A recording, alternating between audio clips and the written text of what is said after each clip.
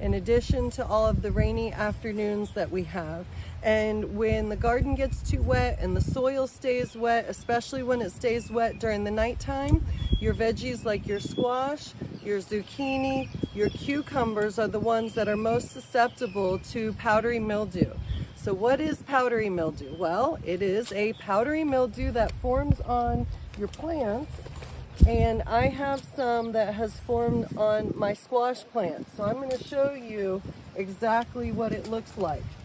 I'm going to come in here and remove one of the powdery mildew and then show you exactly what that looks like.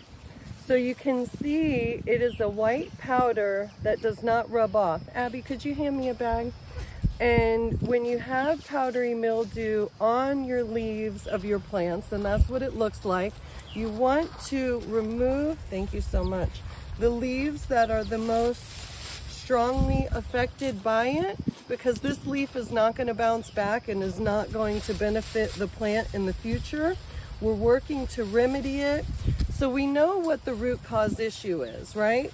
Before we treat anything in the garden, especially when we're treating things organically, you have to get to the root cause issue. Well, the root cause issue is too much moisture, and the too much moisture was brought upon by all those rainy afternoons. It poured down rain several days in a row last week, and that's what got the powdery mildew going. So at first sign of it, because the sooner you catch it, the easier it's going to be for you to treat, you want to start treating your powdery mildew. There are lots of different options for treating PM organically.